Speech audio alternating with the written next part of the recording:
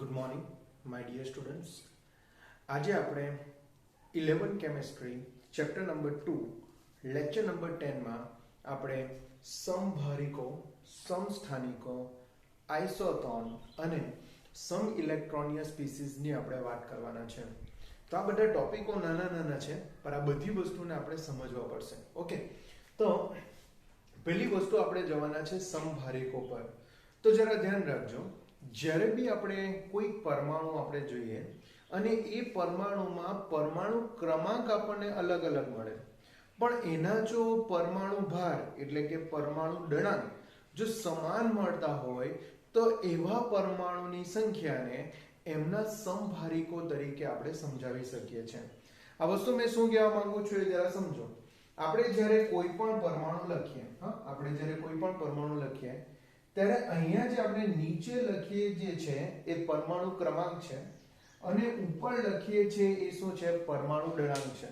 ધ્યાન રાખજો, કદાચ ની યાદ રહી તો પરમાણુ ક્રમાંક Z જમીન નીચે આવશે અને પરમાણુ દળાંક A આકાશ ક્યાં આવશે? ઉપર આવશે.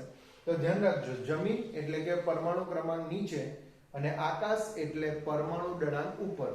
તો જરા ધ્યાન આપજો, જ્યારે કોઈ આપણે પરમાણુ લઈએ એ પરમાણુમાં પરમાણુ ક્રમાંક અલગ અલગ હોય એટલે કે Z અલગ અલગ હોય, પણ પરમાણુ દળાંક બધાના જો સમાન મળતા હોય તો એવા પરમાણુઓને આપણે સમભારિકો તરીકે કહી શકીએ છીએ. તો ધ્યાન રાખજો, સમભારિકોમાં તમને શું મળશે? એ સમાન મળશે. બરાબર, એ સમાન મળશે. ફોર એક્ઝામ્પલ, જો મારે કોઈ આવા એક્ઝામ્પલ આપવા હોય તો દાખલા તરીકે એમ સમજી લો કે 6C14 લખો. શું લખું? 6C14 લખો અને પછી બીજો એક લખું 7N14. બરાબર, 7N14. તો અહીંયા તમે જોઈ શકો છો કે પરમાણુ ક્રમાંક બંનેના અલગ અલગ છે. કાર્બનનો 6 છે અને નાઇટ્રોજનનો 7 છે. તો પરમાણુ ક્રમાંક બંનેના અલગ અલગ છે, પણ પરમાણુ દળાંક જોશો ને તો પરમાણુ દળાંક બંનેના સમાન મળશે. કાર્બનનો બી પરમાણુ દળાંક 14 દેખાશે અને નાઇટ્રોજનનો બી પરમાણુ દળાંક કેટલો દેખાશે? 14 દેખાશે. તો પરમાણુ દળાંક સમાન હશે. ધ્યાન રાખજો, પરમાણુ શું હશે? પરમાણુ દળાંક સમાન હશે તો એને આપણે કહી શકીએ સમભારિકો કહી શકીએ. ઓકે, તો મારા પ્રમાણે સમભારિકો તમને ખબર પડી જવી જોઈએ કે જેમાં પરમાણુ દળાંક સમાન હોય. હવે આપણે બીજી વસ્તુ જે જોવાની જે છે એ સમસ્થાનિકો જોવાનું છે. બીજું આપણે શું જોવાનું છે? સમસ્થાનિકો. તો સમસ્થાનિકોમાં આપણે એવું કહી શકીએ કે પરમાણુ દળાંક અલગ અલગ હોય પણ પરમાણુ ક્રમાંક તમને સમાન મળે. તો પરમાણુ ક્રમાંક એટલે શું? Z. પરમાણુ ક્રમાંક એટલે શું? Z. તો Z સમાન હશે તો એમને સમસ્થાનિકો કહેવાશે. તો ધ્યાન રાખજો, સમસ્થાનિકોમાં શું સમાન આવશે? તો સમસ્થાનિકોમાં Z સમાન હશે. ઓકે, અને એ તમારા જુદા જુદા હશે. સપોઝ મારે ZXA માં Z સમાન હોય એવા જો મારે કોઈ પરમાણુ મારે બતાવવો હોય તો કદાચ તમને ખબર ન હશે, હાઇડ્રોજનમાં આપણા પાસે 3 સમસ્થાનિકો છે. કદાચ તમે સાંભળ્યું હોય હાઇડ્રોજન, ડ્યુટેરિયમ અને ટ્રિટિયમ. બરાબર, હાઇડ્રોજન, ડ્યુટેરિયમ અને શું છે? ટ્રિટિયમ. હાઇડ્રોજન જે છે એને 1H1 વડે દર્શાવે, ડ્યુટેરિયમ જે છે એને 1H2 વડે દર્શાવે અને ટ્રિટિયમ જે છે એ ટ્રિટિયમને 1H3 વડે દર્શાવાય છે. તો તમે જોઈ શકો કે સમસ્થાનિકોમાં ત્રણે ત્રણમાં પરમાણુ ક્રમાંક સમાન મળે. પરમાણુ ક્રમાંક એટલે કે પ્રોટોનની સંખ્યા તમને શું મળે? સમાન મળે. બરાબર, અને ઉપર તમને પરમાણુ દળાંક અલગ અલગ મળે. ધ્યાન રાખજો, પરમાણુ દળાંકમાં પ્રોટોન વત્તા શું આવે? ન્યુટ્રોન જ આવે. ને પ્રોટોન વત્તા ન્યુટ્રોન આવતો હોય તો પ્રોટોન સમાન હશે તો ન્યુટ્રોન ની સંખ્યા સમસ્થાનિકમાં તમને અલગ અલગ મળે. ફોર એક્ઝામ્પલ, જો મારે અહીંયા ન્યુટ્રોનની સંખ્યા શોધવી હોય તો કેટલી? તો ધ્યાન રાખજો, તમે A માંથી Z બાદ કરો ને તો તમને ન્યુટ્રોનની સંખ્યા મળે. A માંથી શું? Z બાદ કરો તો ન્યુટ્રોન મળે. અને કઈ રીતે એ પણ તમને ખબર છે કે Z જે છે એ Z એ ફક્ત પ્રોટોનની સંખ્યા દર્શાવે છે અને એ જે છે એ પ્રોટોન વત્તા ન્યુટ્રોનની સંખ્યા દર્શાવે છે.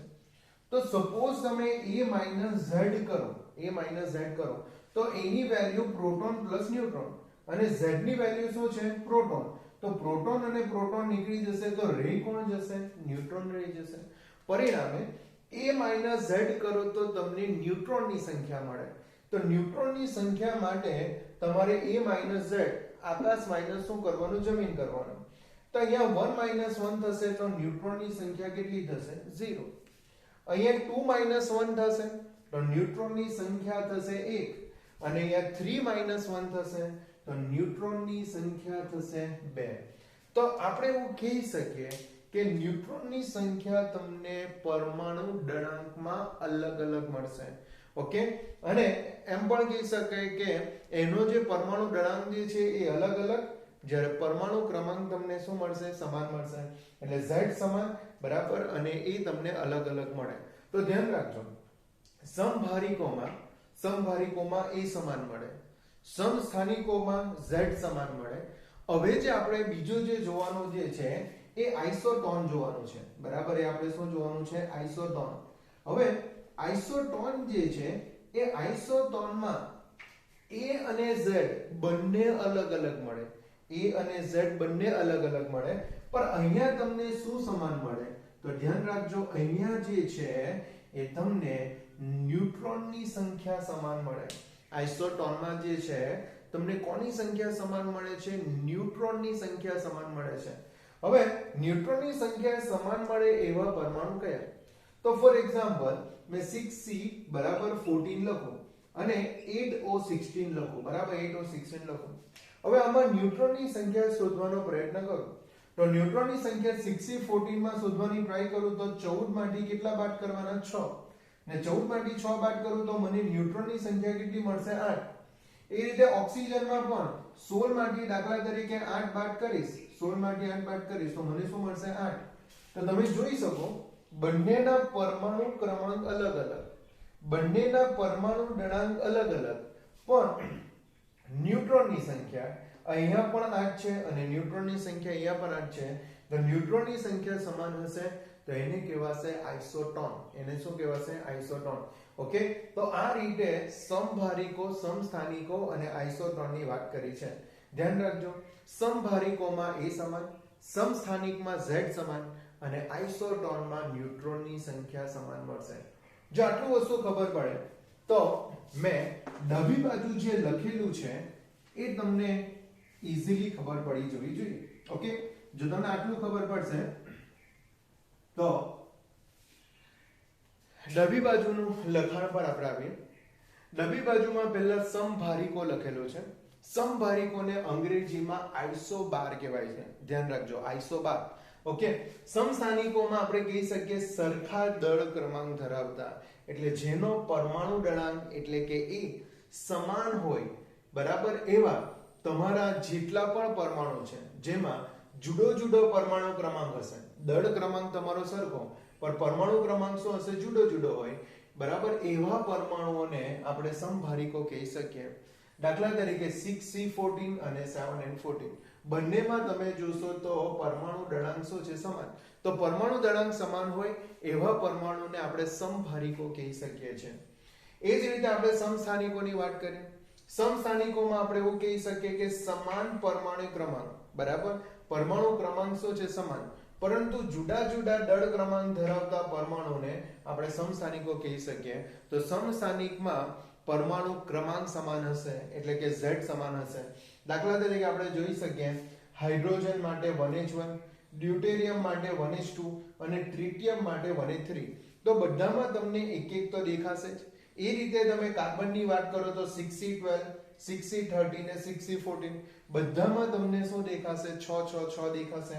તો આપણે એવું કહી શકીએ કે જ્યારે પરમાણુ ક્રમાંક સમાન હશે ત્યારે એને આપણે સમસ્થાનિકો કહી શકીએ. અને આઇસોટોનની વાત કરીએ તો જે પરમાણુમાં પરમાણુ ક્રમાંક અને દળાંક અલગ હોય પરંતુ ન્યુટ્રોનની સંખ્યા સમાન મળે, એટલે કે ન્યુટ્રોન જો તમને સમાન મળતા હોય તો એને આપણે શું કહી શકીએ? આઇસોટોન કહી શકીએ છીએ. તો ધ્યાન રાખજો, 6c14 14 માંથી 6 બાદ કરશો તો બી 8 મળશે અને 16 માંથી 8 બાદ કરશો તો પણ તમને 8 મળશે. તો ધ્યાન રાખજો, આ તો યાદ રહી જશે એવું છે. આઇસોટોન, આઇસોટોન ન પરથી શું આવશે? ન્યુટ્રોનની સંખ્યા સમાન આવશે. ત્રીજી રીતે સમસ્થાનિકને આઇસોટોપ કહેવાય તો પ પરથી આઇસોટોપ પ પરથી શું આવશે પ્રોટોનની સંખ્યા સમાન પ્રોટોનની સંખ્યા એટલે કે પરમાણુ ક્રમાંક તો પરમાણુ ક્રમાંક સમાન હશે તો એને કહેવાશે આઇસોટોપ આઇસોટોપ એટલે તમારું સમસ્થાનિક આવશે ઓકે તો આ રીતે સમભારિકો સમસ્થાનિકો અને આઇસોટોપની વાત કરી હવે ત્યાર પછી મારે સમ ઇલેક્ટ્રોનિયસ સ્પીસીસ પર જવાનું છે હવે સમ ઇલેક્ટ્રોનિયસ સ્પીસીસમાં એવું કહેવા માંગે કે જે પરમાણુ અથવા આયનમાં ઇલેક્ટ્રોનની સંખ્યા સરખી મળતી હોય એને તમે સમ ઇલેક્ટ્રોનિયસ સ્પીસીસ કહી શકો છો પણ એના પર જતા પહેલા મારે તમને કંઈક વધારે સમજાવવાનું છે દાખલા તરીકે એમ સમજી લો કે દરેક પરમાણુની આપણે વાત કરીએ તો પરમાણુ વીજભારની દ્રષ્ટિએ શું છે તટસ્થ છે બરાબર જે બી પરમાણુ છે બરાબર જે બી પરમાણુ છે એ પરમાણુ વીજભારની દ્રષ્ટિએ શું છે તટસ્થ છે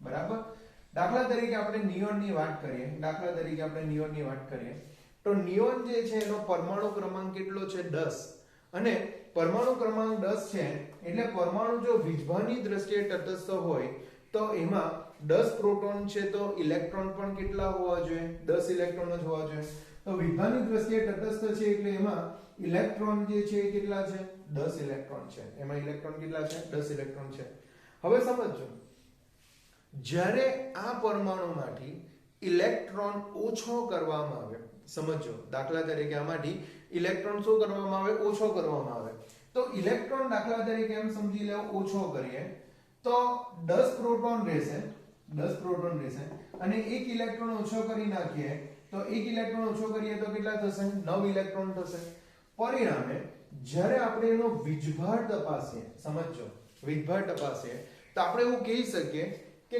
9 ઇલેક્ટ્રોન 9 પ્રોટોનને તટસ્થ કરશે 9 ઇલેક્ટ્રોન જે છે 9 પ્રોટોનને તટસ્થ કરશે પર એક વધારાનો આપણા પાસે શું રહેશે પ્રોટોન રહેવાનો પરિણામે બરાબર જ્યારે આમાંથી એક ઇલેક્ટ્રોન મુક્ત થાય બરાબર જ્યારે પરમાણુમાંથી એક ઇલેક્ટ્રોન શું થાય મુક્ત થાય એટલે કે આપણે સિમ્પલ કહીએ ઘુમાવે તો એક ઇલેક્ટ્રોન મુક્ત થાય અથવા તો એક ઇલેક્ટ્રોન એમ સમજી લો કે ઘુમાવે તો એ સમયે બરાબર ઇલેક્ટ્રોન ઓછો થવાનો પણ એક પ્રોટોન વધી જશે બરાબર જેટલા ઇલેક્ટ્રોન ગુમાવે દાખલા તરીકે અહીંયા એક ઇલેક્ટ્રોન ગુમાવે તો એક પ્રોટોન એની સામે શું થઈ જશે વધી જશે અને પ્રોટોન વધી જશે એટલે એનો વીજભાર જે છે અહીંયા તમને +1 મળશે અહીંયા તમને વીજભાર શું મળશે +1 મળશે તો ધ્યાન રાખજો દાખલા તરીકે એક ઇલેક્ટ્રોન મુક્ત થશે તો 10 પ્રોટોન અને 9 ઇલેક્ટ્રોન અને 10 માંથી 9 જશે તો કેટલા આવશે +1 આવશે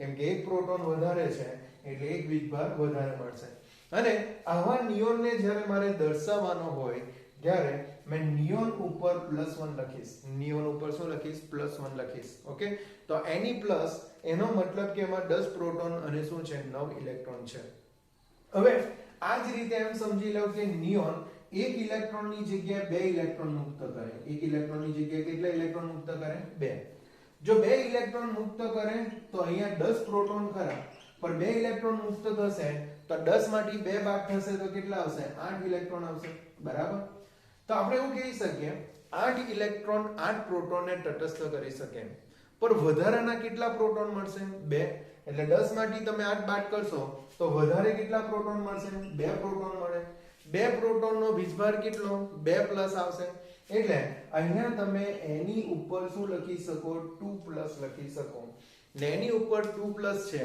એનો મતલબ એવો થાય કે એમાં 10 પ્રોટોન અને 8 શું છે ઇલેક્ટ્રોન છે સિમ્પલ ભાષામાં કહું તો જેટલા ઇલેક્ટ્રોન પરમાણુ ઘુમાવશે એટલો એ ધન વીજભારિત થશે દાખલા તરીકે એક ઇલેક્ટ્રોન ઘુમાવે તો +1 વીજભારિત થાય 2 ઇલેક્ટ્રોન ઘુમાવે તો કેટલો થશે +2 વીજભારિત થશે હવે આનાથી મેં ઉલટું તમને કહું દાખલા તરીકે ઇલેક્ટ્રોન મુક્ત થવાની જગ્યાએ ઇલેક્ટ્રોનનો સ્વીકાર થાય એક ઇલેક્ટ્રોન મુક્ત થાય એની જગ્યાએ એમ સમજી લો કે એક ઇલેક્ટ્રોન જે છે એક ઇલેક્ટ્રોનનો શું થાય સ્વીકાર થાય હવે એક ઇલેક્ટ્રોનનો સ્વીકાર થાય તો 10 પ્રોટોન સામે 10 ઇલેક્ટ્રોન હતા પણ એક ઇલેક્ટ્રોનનો તો સ્વીકાર થયો એટલે એક વધારાનો ઇલેક્ટ્રોન આવશે એટલે 10 પ્રોટોન અને 11 ઇલેક્ટ્રોન થશે તો અહીંયા 11 માંથી 10 બાદ થશે તો વધારે તમને શું મળશે એક ઇલેક્ટ્રોન વધારે મળશે ઇલેક્ટ્રોનનો વીજભાર શું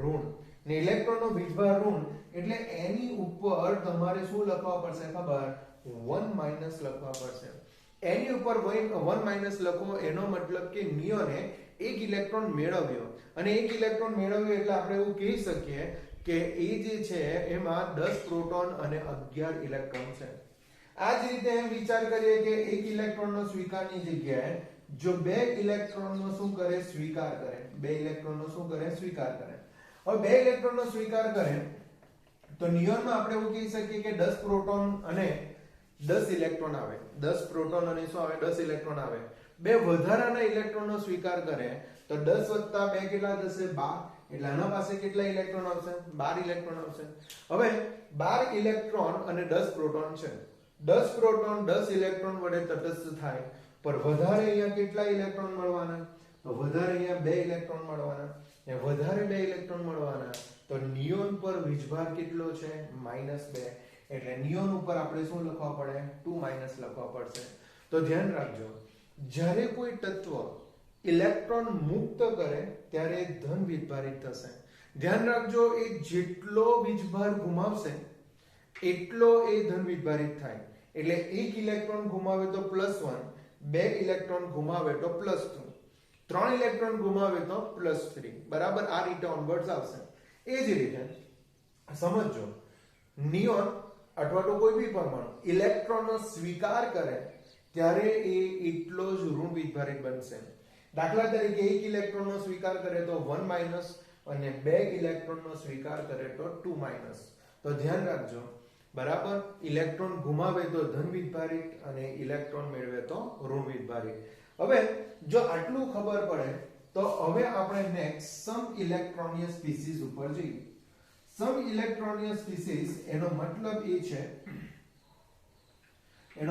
એ છે કે એમાં ઇલેક્ટ્રોનની સંખ્યા શું છે સમાન છે એમાં ઇલેક્ટ્રોનની સંખ્યા શું છે સમાન છે દાખલા તરીકે આપણને ખબર છે કે નિયોન જે છે એનો પરમાણુ ક્રમાંક 10 છે એનો પરમાણુ ક્રમાંક કેટલો છે 10 છે એનો મતલબ કે એમાં 10 પ્રોટોન છે એમાં કેટલા છે 10 પ્રોટોન 10 પ્રોટોન હોવાથી આપણે એવું કહી શકીએ કે એમાં ઇલેક્ટ્રોન બી કેટલા હોવાના 10 ઇલેક્ટ્રોન હોવાના ઓકે હવે નિયોન પછીનું તત્વ દાખલા તરીકે આપણે લઈએ તો નિયોન પછી જો કોઈ તત્વ આવતો હોય તો સોડિયમનો પરમાણુ ક્રમાંક 11 છે એનો મતલબ એ થયો કે એમાં 11 પ્રોટોન અને 11 ઇલેક્ટ્રોન છે 11 પ્રોટોન અને શું છે 11 ઇલેક્ટ્રોન છે પણ જો મેં એક ઇલેક્ટ્રોન મારે ગુમાવવાનો હોય તો એક ઇલેક્ટ્રોન ગુમાવવાનો હોય તો સોડિયમ ઉપર મારે કેટલો વીજભાર કરવો પડે +1 વીજભાર કરવો પડે ને +1 વીજભાર કરવા પડે તો 11 ની જગ્યાએ અહીંયા કેટલા ઇલેક્ટ્રોન થઈ જશે 10 ઇલેક્ટ્રોન થઈ જશે